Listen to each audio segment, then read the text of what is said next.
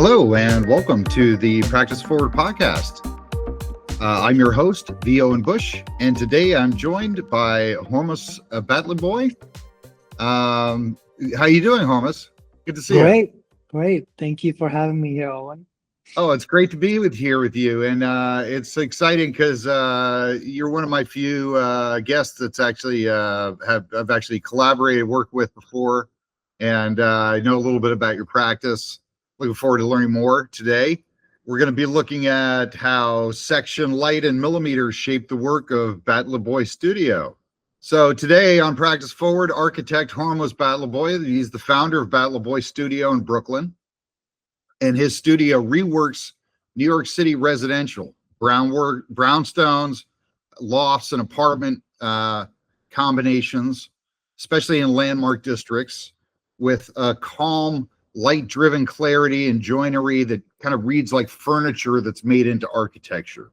And so the recent work is a Brooklyn Heights Loft that we're gonna talk about 3 case studies today. Brooklyn Heights Loft, Bed-Stuy brownstone, and a triplex that's inside of a former church. And we're going to be talking about the moves that made these spaces legible and the tolerances that kept them honest.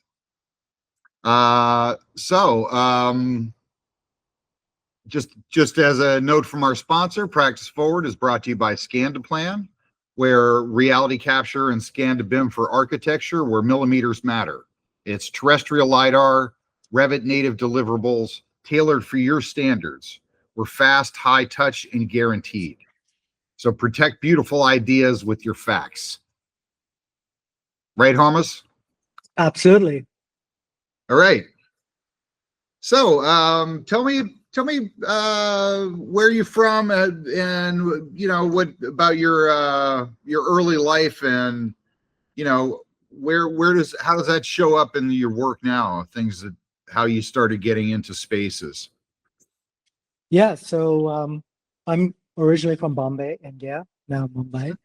Um, and it's very much like New York in some ways. It's an old city, probably one of the older cities in India, and kind of grew up seeing a lot of kind of mixes of colonial, also post-colonial architecture, and a lot of Art Deco. Actually, a fun fact is that after Miami, Bombay has the second largest Art Deco district. Oh, So yeah. there's a lot of different influences. Certainly with the house I grew up in, and then I came to the U.S. Landed in Iowa, in rural Iowa, which was very different. Wow. And was did a double major at a small liberal arts school. So it was a whole different way of thinking, and also a whole different relationship to space, because things were so much more expansive comparatively. And from there, I did architecture school at Penn in Philadelphia, after kind of working in DC for a few years before I landed in New York, and I've been here probably almost 20 years. Right. Wow. And so your work is very just fits very well with so much kind of historic New York architecture, Yeah. So I feel like that's a real amazing blend that you're finding, is making things that work with the beauty of this Brooklyn brownstone aesthetic, but also feel kind of timeless. Like you sort of see this sort of timeless quality in India. You go to some of these, Jain temples and things like that are just so, it almost kind of overlaps with some of this quality you see in the stone in Brooklyn, some places. Yeah. No, totally. So then you also have a background in arts and math and other things like that. Yeah. I have, as an undergrad, I studied fine arts. So I did a lot of ceramics, a lot of drawing, but I also had a degree in math. And I think the two together kind of really obviously play into architecture. Sure. It's funny because there's a part of me that always wants to start every project by sketching, hand sketching, sketching over floor plans. And then there's the pragmatic part of me that's also like thinking about like dimensions and proportionality and geometry and kind of, how do we make this modularity work? I think that's really important. I think it really is important for me. Starting with a hand sketch, whether it's sketching over a floor plan or whatever little doodle it might be, is still kind of the most important part of how we start our work, how we start every project. Mhm. And it allows me to see projects in kind of a holistic way where we're kind of seeing every part of it and every aspect of it. Yeah, yeah. So then you wound up working in some larger firms before you started your own practice. So you worked at SOM and 1100, is that right? Yeah, and I think the experiences there have been incredibly amazing for me, because it brought this sort of, especially working at a larger firm, it brings a sense of rigor and kind of discipline. I've had folks tell me that when they work with me, they sort of, you have this balance of like the discipline and rigor and kind of organizational strategy of like a larger firm and a larger practice, but that comes with the sort of boutique, smaller practice, hand holding, kind of real sort of thoughtfulness towards the actual design and the practice. Right. Both of those two, just kind of like the art and the math, they sort of balance each other out there, right? Like where you need both to kind of function. So yeah, so what kind of projects were you working on when you were at those bigger firms? Um, at SOM, I spent about 4 years working on a pretty large project in Mexico, which was also really interesting because it was a bilingual project. So there was Okay. a lot of learning Spanish on the go. But it was also really interesting to learn, how much we rely on technology, because everything was obviously had to be done, from a distance. It's Right, not the right. same thing as working on some of our New York projects where I got to go to site and see things in person.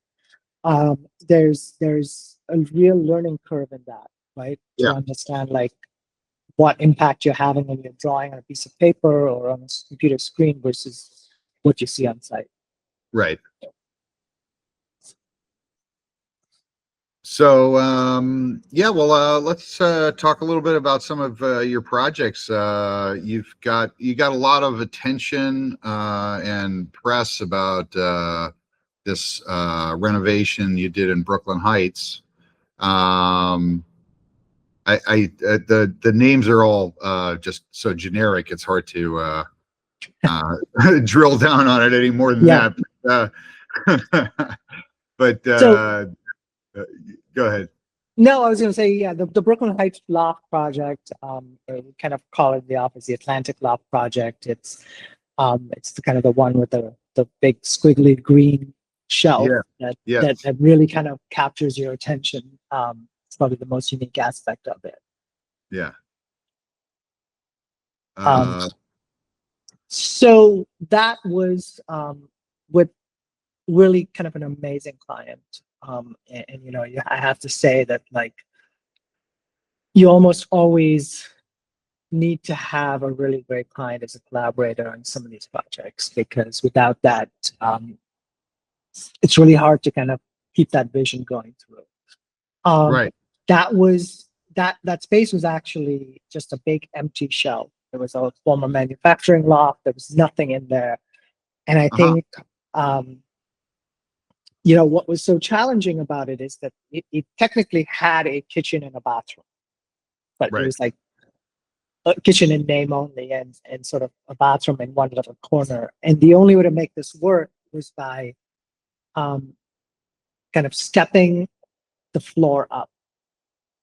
And we did this by kind of stepping the floor up in a certain area of the loft. That allowed you to kind of bring all of the utilities under that floor to kind of a central spot in the loft. Mhm. And like you said before, so much of this comes down to millimeters or inches or eighth of an inches. It really is about kind of how we manage to step, how much we manage to step up, how little we could go up while still allowing for, all of the utilities under that. Yeah. And it really came down to kind of some of those like inches or millimeters to make that happen. And I Did you think guys that really, have a point cloud for that project? we did not, Mhm. because that one it was just a big box. Yeah, right. Yeah, It was just one big open box, sure. with nothing in there. Yeah. But we have for a lot of our other projects, since then, and we've kind of moved to this model where we do scanning right at the start. Yeah. We have some really incredibly precise model, and from there, it's like really sort of honing in on every little pipe and piece of millwork and so on. Well, this is incredible, Hormuz, to think that you started from scratch with this. And just, I mean, I encourage everybody to check out the work. It's really so elegant. And, you know, Hormuz's website, in case I forgot to mention, is Batliboi Studio. It's Batliboi Studio. Sorry, Batliboi dot studio. That studio. Liboi dot studio. And the work is really lush, and it's it kind of looks, it's hard to say. I mean, it is contemporary, but it's also just it's hard to imagine that this thing just came out of nowhere and it was all designed from scratch. Beautiful. Um, so the what are one of the tolerances that really changed detail, like, so about the floor, and how did that alter before you had the shop drawings? You know, it's not quite the answer to sort of the exact question, but I will say, talking about tolerances, right? In that project, we did a kitchen counter and backsplash that was a little bit very unusual. It was Uh-huh. a laser cut stainless plate of stainless steel. Yeah. And it allowed us to create something that was kind of leaned onto the kind of older manufacturing industrial feel of that space, but also do something that was a little bit more cost um, favorable for the client as well. And we designed this counter along the kitchen with the backsplash and this floating shelf at the top. But we had to be super precise with the locations of all the outlets, the switches, the lights, the kind Mhm. of openings for the sink. It was really kind of interesting because we almost took on the role of the fabricator there, Yeah. where we actually coordinated all of those locations Right. and gave a digital file to the steel worker, Brooklyn Welding, who did an incredible job here. And we gave them this, CAD file that had everything kind of laid out, like every sort of hole specified for where the wire was going for the undershelf lighting, every Mhm. kind of opening for the outlet. Um, that's the sort of thing that, really can make or break a project, right? Sure. And we had to do that here because the material steel was kind of unforgiving, right? Like you had to really sort of template it, make sure that it kind of lined up precisely and that there was a level of precision before they went to laser cut it. Yeah. So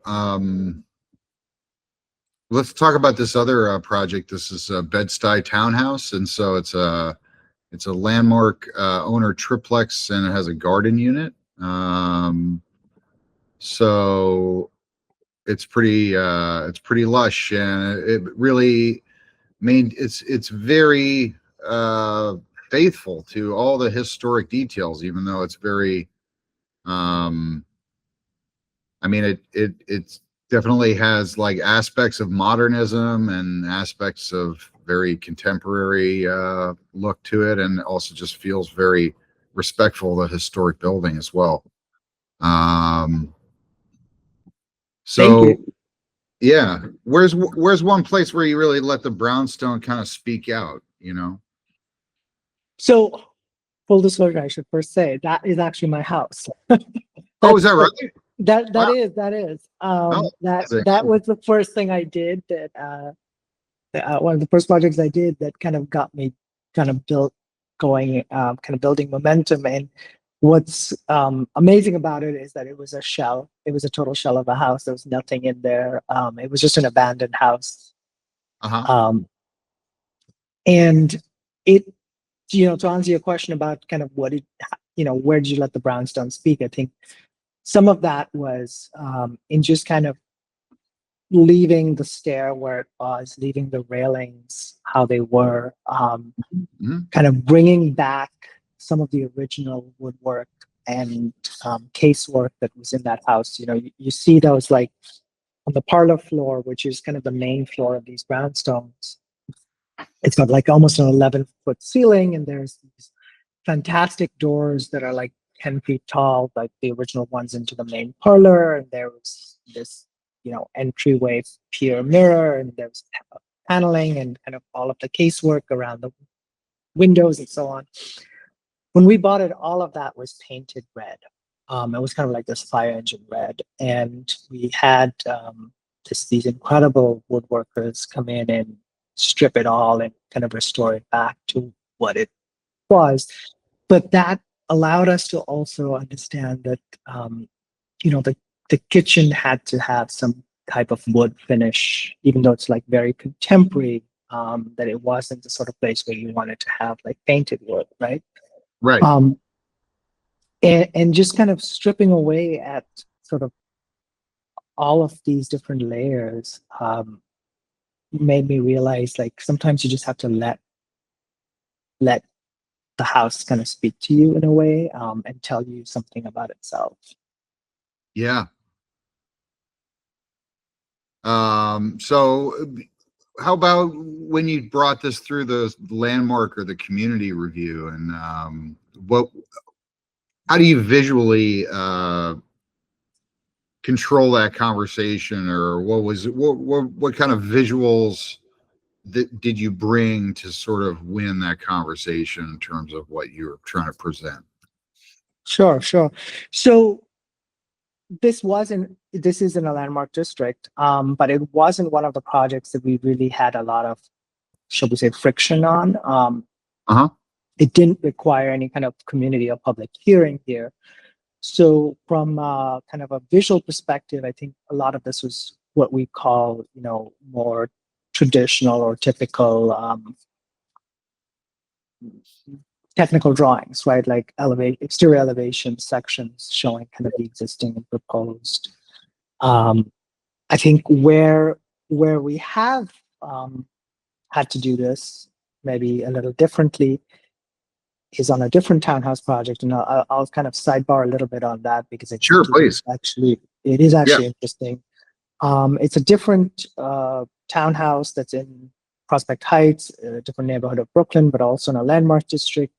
We actually did do a public hearing there where we went to the community board, took it through the housing committee, the community board, and then ultimately to landmarks. We went back twice to through a public hearing with the commissioners at landmarks. And the main reason why we had to do that was because in that block there was kind of this tradition of rear bay windows. Hmm. And so if you can sort of imagine, they're like half a hexagon, right, that kind of sticks out at the back. And they have this language of bay windows. As it turned out, our house, second from the corner, kind of the rear was visible, even though typically you almost never see it. Um, And they really wanted us to kind of honor that intent and spirit of the geometric volume there. Mhm. And so the first kind of proposal, not surprisingly, wasn't kind of approved, but we came back and came back with a design that they really thought kind of married both the sort of spirit of what they wanted with kind of what the owners and the clients wanted, that was a little bit more modern. Yeah. And so we managed to keep that geometric volume, this three-sided half hexagon that projects out as a bay window. But rather than it being three windows, we kind of took the glass all the way down to the ground. So it kind of honors the shape of it, but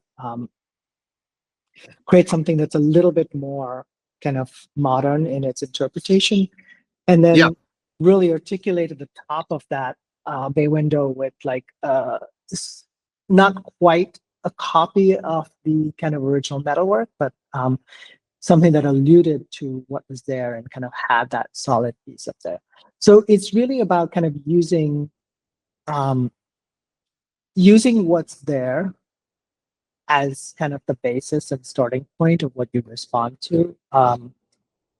There's a word that I remember from one of my grad school studios, and it's palimpsest. I hope I'm Uh-huh. saying that right.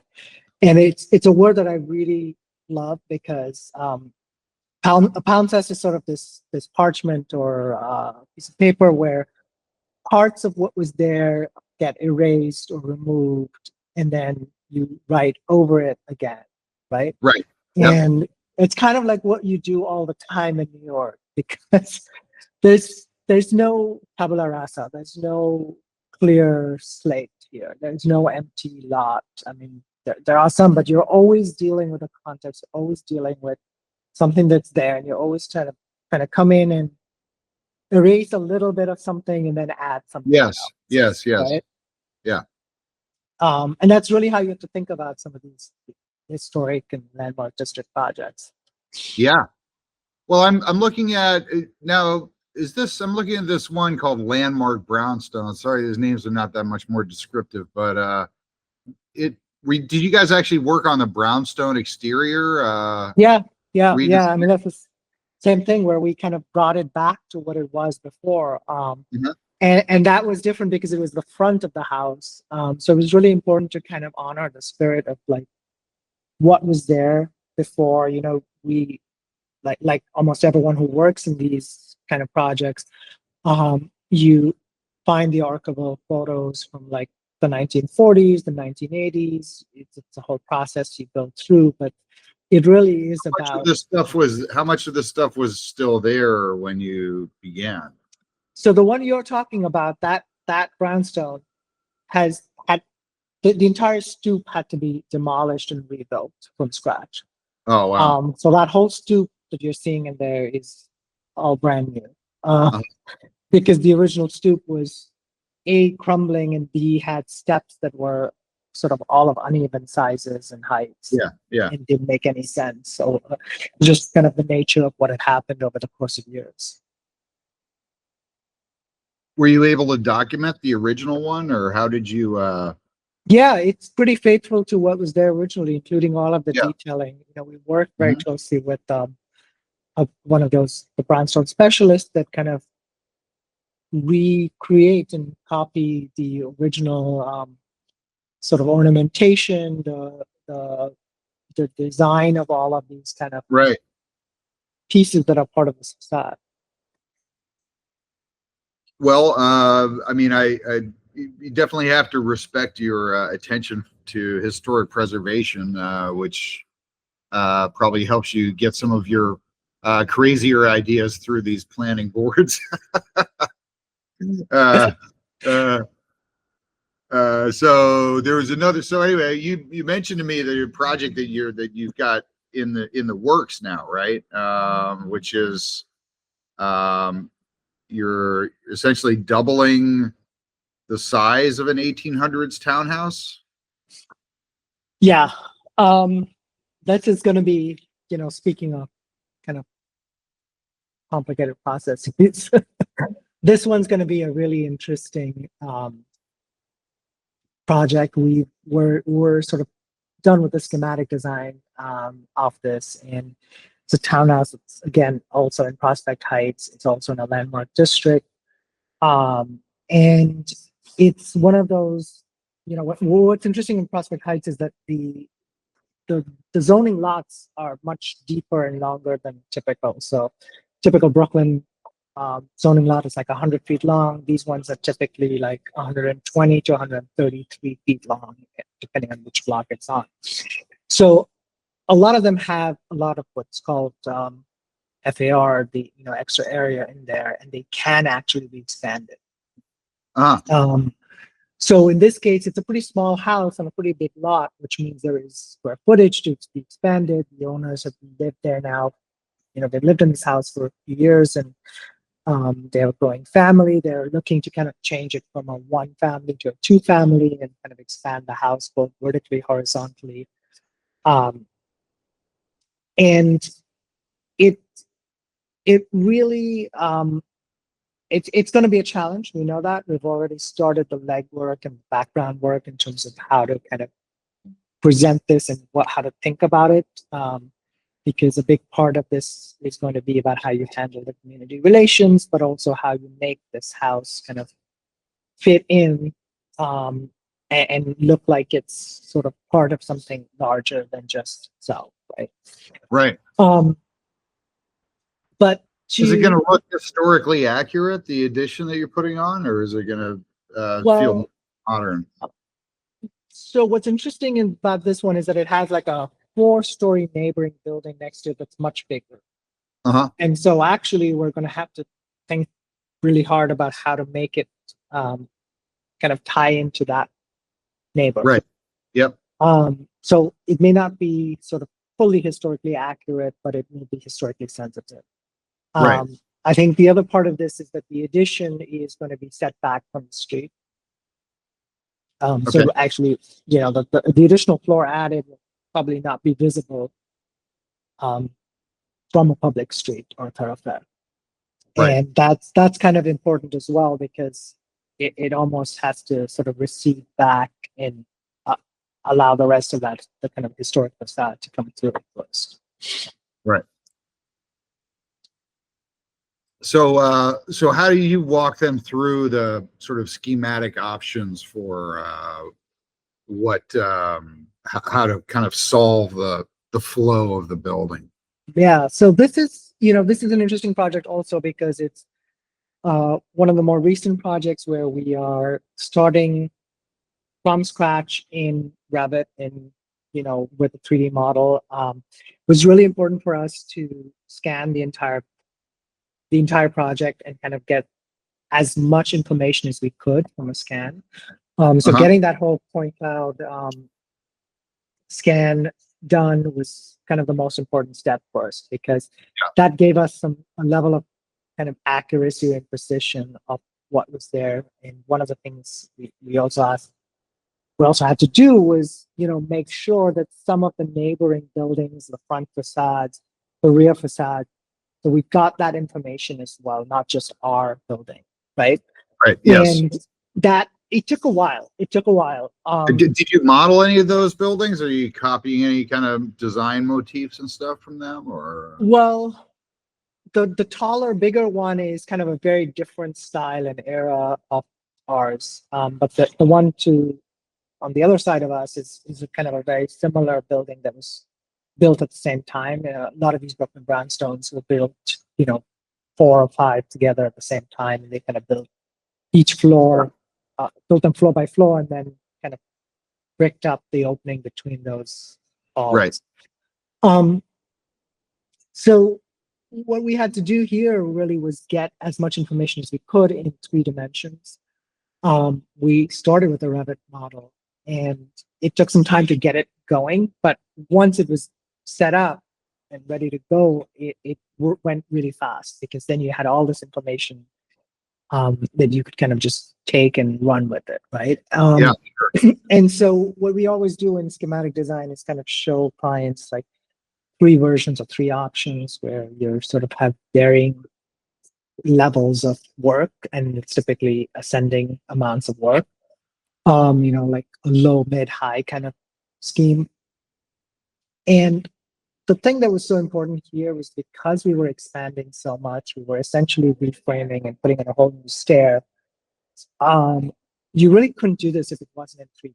Like you had to work through all of these different circulation options and methods of kind of making sure that all of the stair head heights and clearances and so on all worked.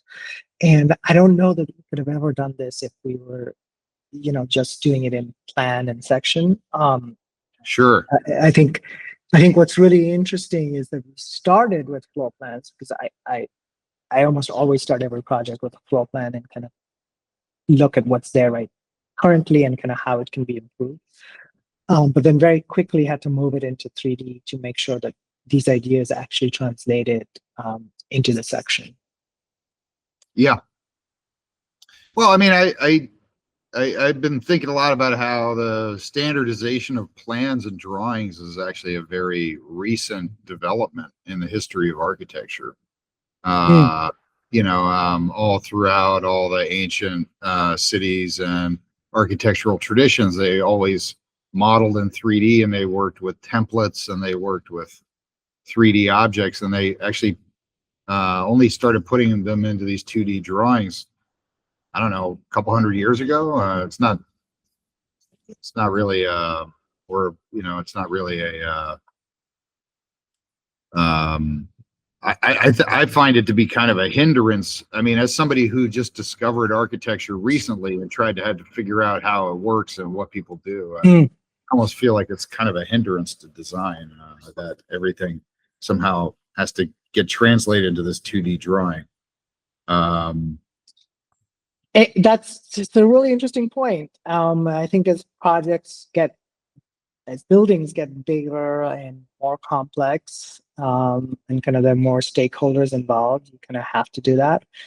As kind of the practice gets more complicated and more globalized, even, like I was saying, back a decade or so ago, I was working on a project in Mexico where I had done all the design work was being done in New York, and kind of the only way to translate it to what was happening on site was through drawing. So that's kind of when you think about a more recent phenomena, right? Like it didn't used to be that way. It used to be that you had to be wherever the building was being built, right? But still, I would imagine that even if you do everything in Revit, you probably have to go down to drawings anyway in terms of coordinating the construction of the project, right? Everything. Yeah. Right. No, absolutely. I think it would be amazing if we could get to a point where some of our projects, which are admittedly on the smaller side of kind of, where architectural work lies, could ultimately be delivered with like a 3D model that you kind of work off and build. Mm-hmm. Yeah. Well, so anyway, it's a good segue into today's sponsor, Scandaplan, which has collaborated with Hormuz on a bunch of these renovation jobs.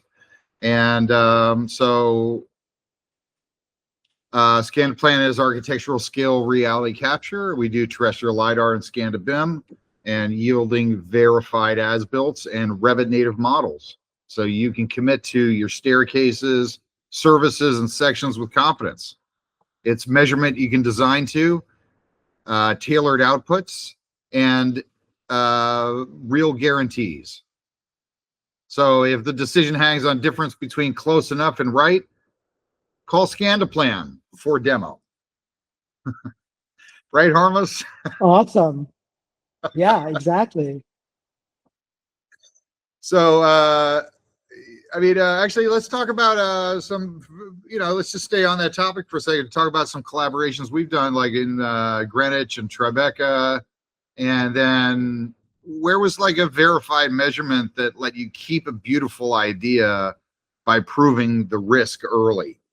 Yeah. No, I mean, it's really great that you mentioned Scandaplan, because this project that you're alluding to, it's an apartment project in Tribeca. It was actually one of the first projects we collaborated with you guys on to scan. Yeah. And it's been a while since we started working on it. There was kind of hiatus in the middle there, but it we had that whole apartment scanned, down to the last millimeter, right? And it's about a 35 to 4,000 square foot apartment. Um, it had a lot of complexities. For one thing, there was this really beautiful curved ceiling that kind of had almost like a wave, essentially. That's a terracotta ceiling that had this really interesting geometry, which quite honestly, we could never have gone if we had gone to site and kind of tried to measure. I think it would have taken us far too many hours to do that. The other part of it was that it had a lot of millwork as part of our design. And part of that millwork was to kind of conceal and hide all kinds of radiator piping and sort of exposed piping that the previous owners had sort of embraced because that's just kind of the aesthetic they had, but our clients didn't love that. And I think being able to have sort of almost every single pipe, every single radiator cover, every single piece of kind of valve and lever sort of modeled and in there allowed us to then design around it and kind of focus our work on like how we were solving these problems in a really, really precise way without wondering like, oh, we'll just wait for the shop drawing to come back and tell us where the mill worker said you have to put an access panel or where you have to kind of shape the geometry of this millwork to conceal some piping. Yeah, it's I'm definitely putting a lot of effort into all those details and thinking things through for your clients. And it's really about solving a problem, preemptively solving a problem, right? Like, I think too often, I will say, I find that architecture especially in the US, tends to be maybe more reactive and less about kind of leading the charge or like being willing to kind of jump in and take a risk. Yeah. There's a whole other conversation we can have about kind of liability and insurance and kind of the separation between like architects and contractors.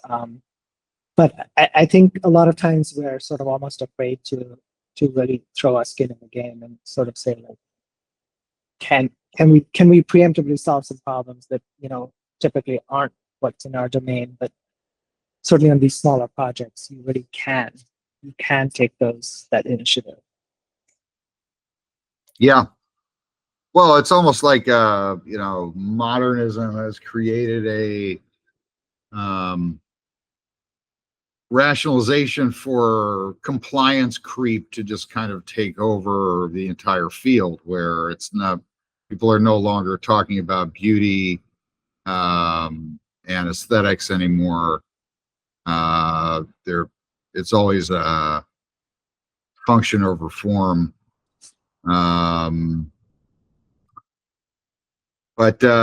So when do you how do you tell me about how you use some of these tools to collaborate with your clients and do sort of remote collaboration? So like I know you guys use Matterport, right? And then I imagine you're working in Revit as well, and you have point clouds. And so how do you use these tools to kind of present things to your clients as you're developing? Yeah, I mean the Matterport, for example, is really, really valuable for working and dealing with clients. Yeah. And what that is, just to kind of, I think a lot of people have seen these on maybe real estate listings, or more commonly seen there. It is sort of a 3D virtual walkthrough of the space, almost like a video game, really, right? Like where you're able to just sort of go through the space and see visually what's there without getting into the sort of technicalities. I think that tool is actually the most important when you're working with residential clients on kind of remodels and renovations, because it's it shows them kind of what's there, almost as if they were standing in that space. Sure. And it shows them kind of in their own language, kind of like you can talk through it with clients like, hey, there's a wall here. You can kind of point to a doorway, you can point to something as small as an outlet and say like, check out this wall, we're going to be moving this outlet. We open up this hallway, this is kind of how it's going to change. Right. I think it makes it a lot easier, especially now with everybody, kind of almost de facto working in this remote setting. It makes it a lot easier to talk through some of these kind of changes and ideas, because we share, I share my screen, looking at it with the client and actually physically pointing to it and saying, this is what we're thinking of doing, right? Like scribbling on it, maybe. I think so it makes it nice to have a single source of truth also, because you're both looking at the same images that were captured at the same time, and you don't all have your own ideas. Not everybody's looking at a different thing, right? So having the scanning sort of makes everything locked down to it removes a lot of the ambiguity. And I think it allows us to talk to clients in their own language, in a sense, because so often I find that like how I could talk to a contractor about something over the phone, right? Like we can use technical terms, we can kind of talk through something. It almost can't happen with a client, right? Certainly not with your average sort of residential client. Maybe that's different with like bigger developers and so on, but certainly not with kind of the clients we work with. And so it allows us to actually screenshot something and send it to them and say, this is what we're talking about, or like point to it and be like very clear that we're all looking at the same thing at the same time and kind of nodding our heads in agreement. Well, I want to follow up with you and show you how you can put annotations and imagery and media inside of the tour. So I think that actually makes things even more interesting, because you can, put your drawings, renderings, ideas, so people can kind of see that side by side with the existing condition. Right. So that'd be really cool. I mean, it's great because, for a lot of the stuff we deliver, it's sort of the professional version of that, but you need to have it downloaded on your computer, and the Matterport, most people are just looking at it on their phones, and then they can text each other links and stuff like that, and screenshotting it. So it's a nice translation, I think, from like the studio work to just sort of the lifestyle, casual, consumer driven version of it.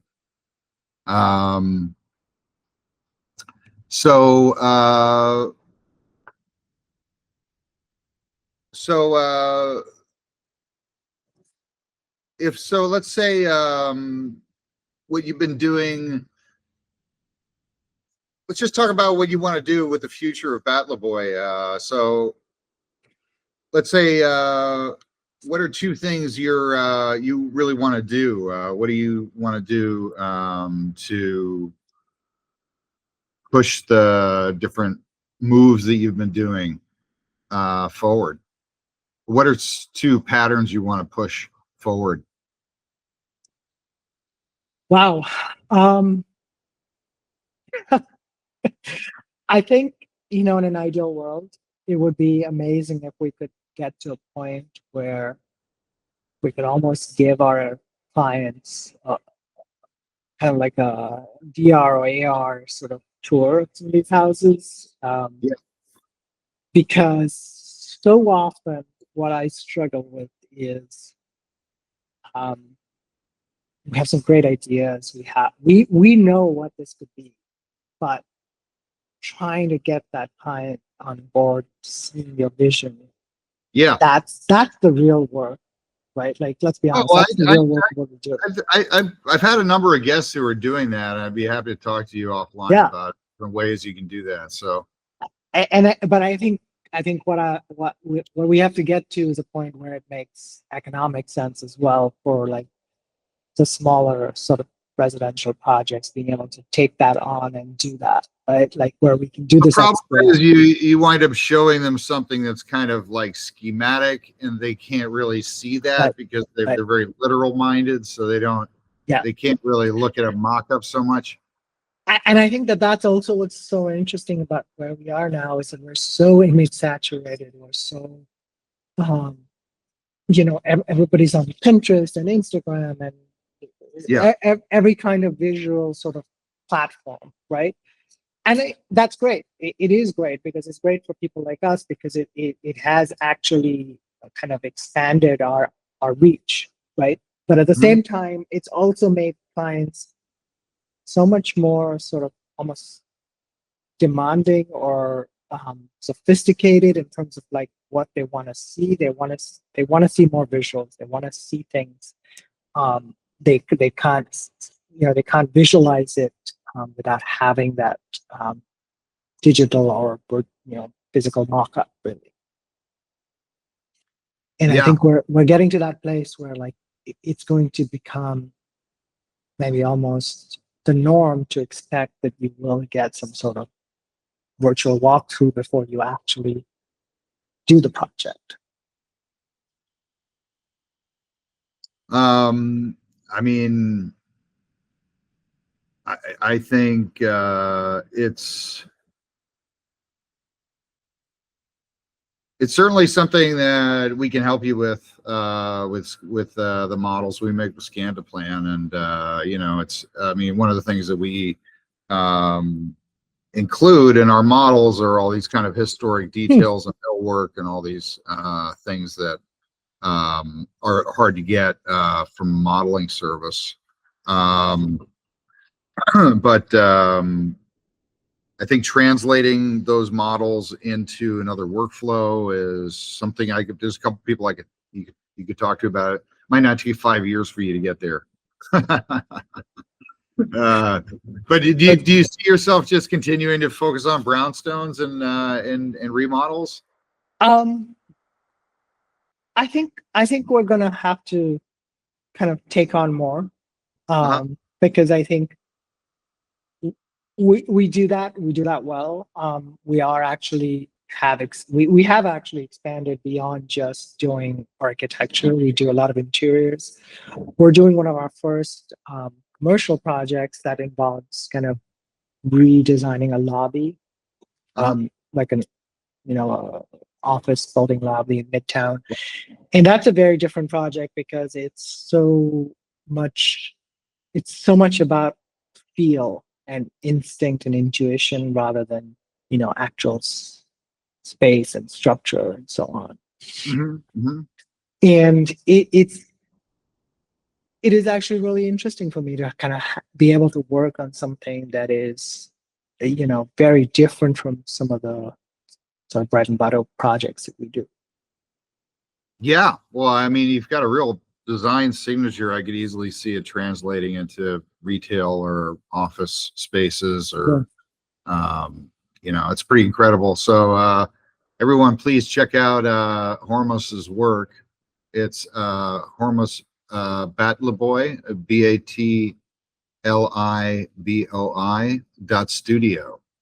And Hormuz, it's great to see you, and look forward to, let's follow up and talk about some of this tech stuff. For sure.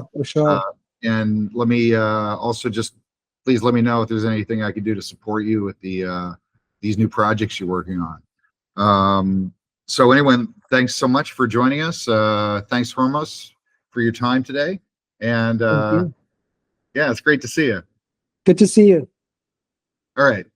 So join us again on Practice Forward. We'll see you on the next one.